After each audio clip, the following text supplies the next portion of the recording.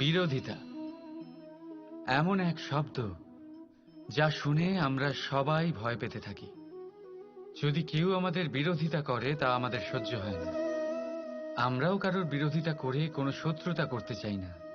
এই ধরনের ভাবনা আমাদের মনে আসতেই থাকে। কিন্তু বিরোধিতা এই শব্দ আপনার শান্তির জন্য, আপনার সুখের জন্য কতটা গুরুত্বপূর্ণ তা আপনারা জানেন না। তাই যদি কাল এসে কেউ আপনার বিরোধিতা করে, তখন সবার আগে নিজেকে যাচাই করুন। আপনি কি ভুল করেছেন? আপনার দোষ কি? নিজের মধ্যে কি ত্রুটি আছে সেটা বোঝার চেষ্টা করুন। নিজেকে সংশোধন করার চেষ্টা করুন, তারপর দেখুন বিরোধিতার এই আগুন আপনাকে স্বর্ণ থেকে কুন্দন বানিয়ে তুলবে। বলা হয় এই সংসারে খারাপ বেড়েই চলেছে, কিন্তু তার কারণ এ নয় যে খারাপ মানুষ বেড়ে চলেছে। তার কারণ হলো যে ভালো মানুষ, যাদের ভালো চিন্তা, ভালো বিচারধারা আছে, তারা খারাপের বিরোধিতা করতে পারে না। যদি আপনার সম্মুখে কোনো খারাপ কর্ম হয়, তাহলে তার বিরোধিতা করতে সংকোচ করবেন না, কারণ বিরোধিতার এই আগুন মন্দকে পিছুপা হতে অবশ্যই বাধ্য করে। রাধা রাধা। জীবনে আপনি এরকম মানুষও দেখবেন যারা এটা বলে, ভাবে, নিজেকেও বলে যে উনি সেই এমন ব্যক্তি যার মতো আমি হতে চাই। ঠিক আছে, কারোর থেকে প্রেরণা নেওয়াটা কোনো ভুল নয়, কিন্তু কখনো কখনো এই প্রেরণা গুরুত্বহীন হয়ে যায় আর আমরা শুরু করে দিই সেই ব্যক্তিকে নকল করতে। এখানেই থেমে যায় আমাদের উন্নতি। এবারে দেখুন, সংসারে শত কোটি রঙের ফুল আছে, কিন্তু তারা কখনো একে অপরকে নকল করে না। নকল করে না তাদের রং, নকল করে না তাদের সুগন্ধ। তাহলে আমরা করি কেন? প্রতিটা ব্যক্তির মধ্যে কোনো না কোনো প্রতিভা অবশ্যই থাকে, যা ফুটিয়ে তোলার সঠিক সময়ও আমাদের কাছে থাকে। কিন্তু সেই মানুষ সেই প্রতিভা নির্মাণ করার পরিবর্তে সময় নষ্ট করে অন্য কারোর মতো হওয়ার জন্য, কাউকে নকল করার জন্য। এটা করবেন না। সময়কে ব্যবহার করুন নিজের অস্তিত্ব নির্মাণ করার জন্য, কারণ কারোর ছায়া হওয়ার থেকে ভালো আপনি কারোর জন্য প্রেরণা হয়ে উঠুন। রাধা রাধা। আমরা সকলে পাথুরে রাস্তা এড়িয়ে চলি, কারণ এই পথের পাথর আমাদের যাত্রা আরো কঠিন করে তোলে, আমাদের পা আহত করে দেয়। কিন্তু একটা গুরুত্বপূর্ণ কথা আমরা ভুলেই যাই, এই কঠিন পথই না শুধু আমাদেরকে নিজেদের দুর্বলতার সাথে পরিচয় করায়, বরং আমাদের শক্ত হওয়ার প্রেরণাও দিতে থাকে। সময়ের সাথে ঠিক এমনটাই হতে থাকে। সবাই ভালো সময়ের অপেক্ষা করতে থাকেন, ভালো সময়ের জন্য পরিশ্রম করেন, তার জন্যই চিন্তা করেন, কিন্তু ভুলে যান যে ভালো সময় বহুবার আমাদের বিবেক নষ্ট করে দেয়। সেখানেই খারাপ সময় আমাদের বুদ্ধিকে সঠিক পথে চালিত করে। রাধা রাধা। ঘোড়াকে যতই প্রশিক্ষণ প্রদান করুন, তার মুখে লাগাম তো পরাতেই হবে। একজন ভালো চালক সেই ঘোড়ার লাগাম মাঝে মাঝে টেনে ধরে, তাকে সঠিক পথে চালিত করতে, যাতে সেই ঘোড়া দিগ্ভ্রান্ত না হয়। এবার একটু ভাবুন, ঠিক এরকমই হয় আমাদের মন। যদি এটা বিবেকের লাগাম দিয়ে মাঝে মাঝে আমরা টেনে না ধরি, তাহলে আমাদের এই মন দিগ্ভ্রান্ত হতে পারে। আর যদি আপনি আপনার লক্ষ্যে পৌঁছতে চান, তখন মনের এই লাগাম মাঝে মাঝে আপনাকে অবশ্যই টেনে ধরতে হবে, কারণ বিবেকের এই পথ প্রদর্শনই আপনাকে ভালোভাবে আপনার লক্ষ্যে পৌঁছে দেবে।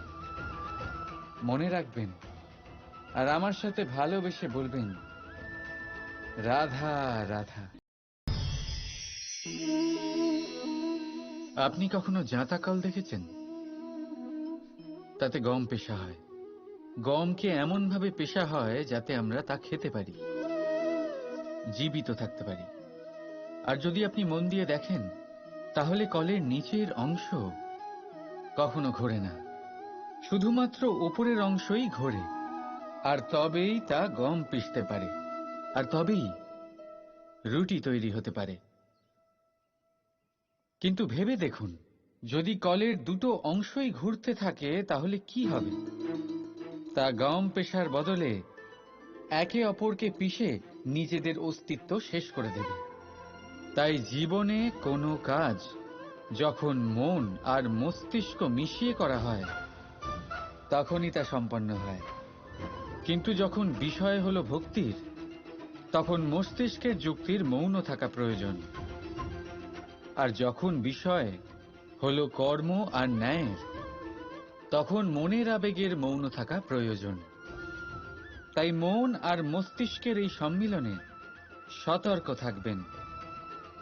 একসাথে অবশ্যই চলবে, কিন্তু একে অপরের বাধা যেন না হয়ে দাঁড়ায়।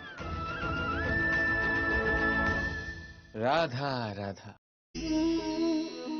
আমি একটা এমন শব্দ যার অনেকগুলি মানে হয়, যার আসল অর্থ হল অহং।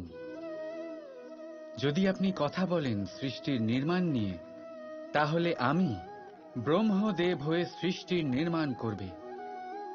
যদি আপনি কথা বলেন প্রলয়ের, তাহলে সেই আমি মহাদেব হয়ে বিনাশ করবে।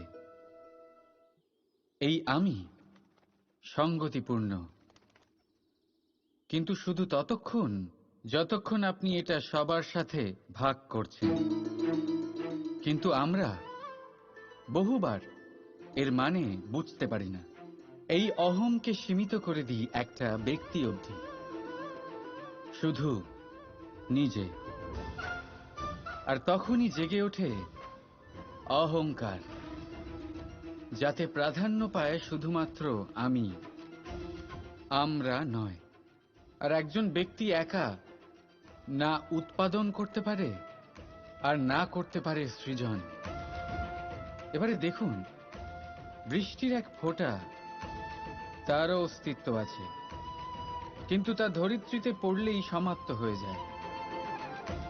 কিন্তু যখন ফোঁটাগুলি একসাথে পড়ে তখন শুরু হয় বর্ষা, আর তখনই তৈরি হয় ধারা। রাধা রাধা। বলুন, কি দেখতে পাচ্ছেন আপনি?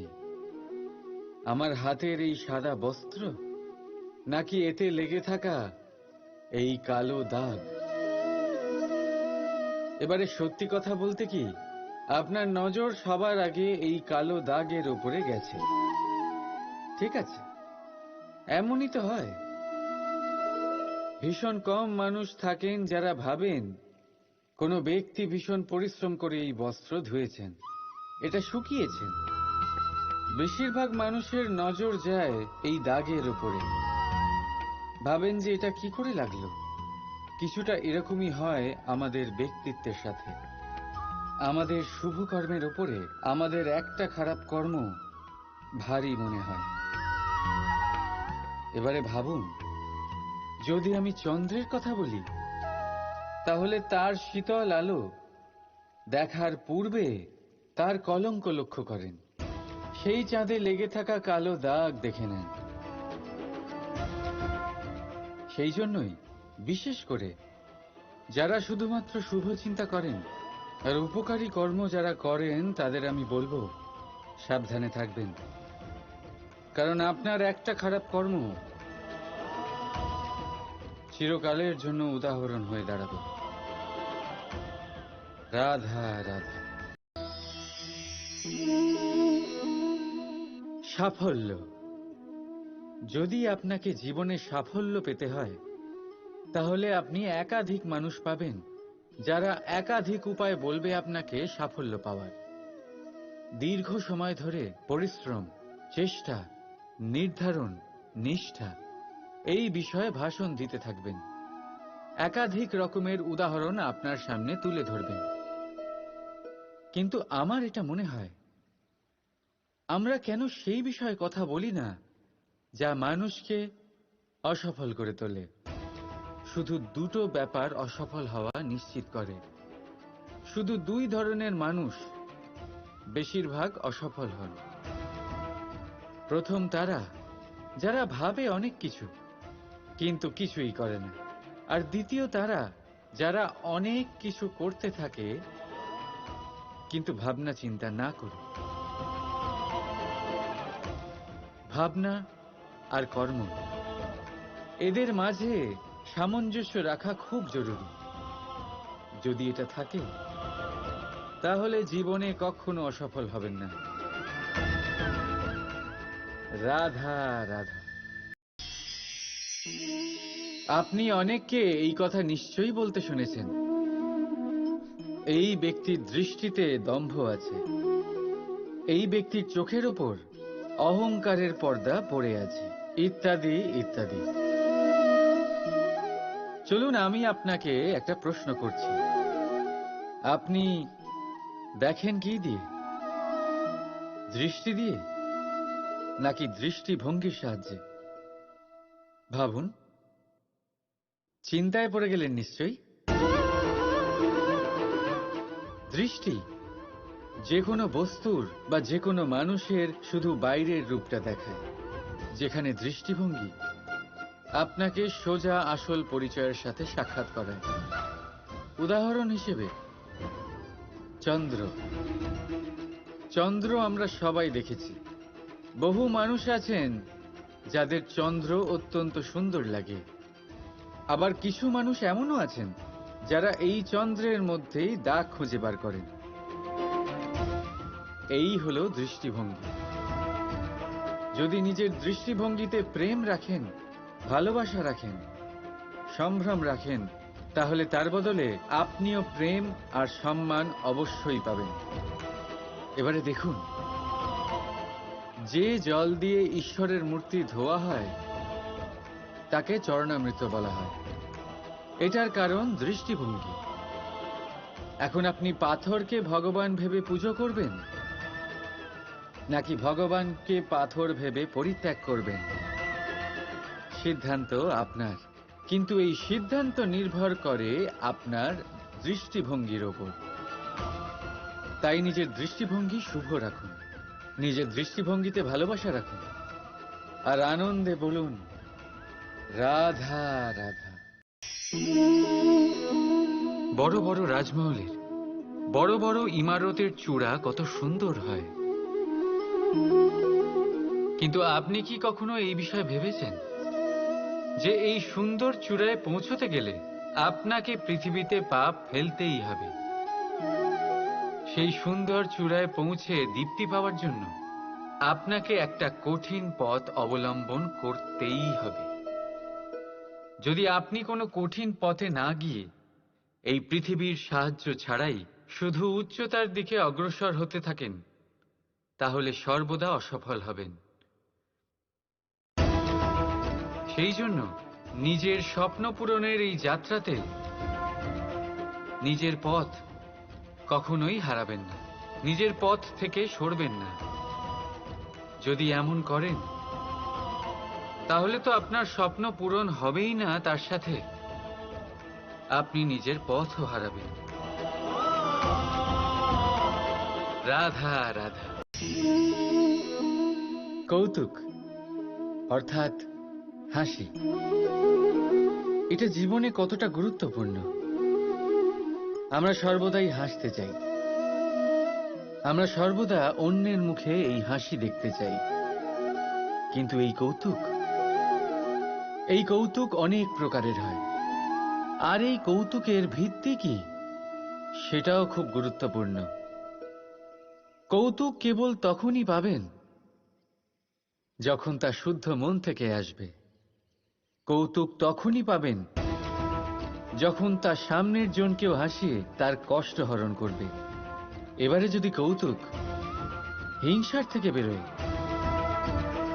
তখন তা কটাক্ষ হয়ে যায়, সামনের মানুষের মনে আঘাত করে। তারপরে সে তৈরি থাকে যে কখন আপনার উপরে আবার প্রহার করতে পারবে।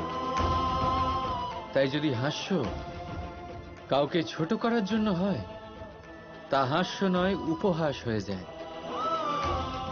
আর তা সামনের জনকে আনন্দ নয়, শুধু অপমান দেবে।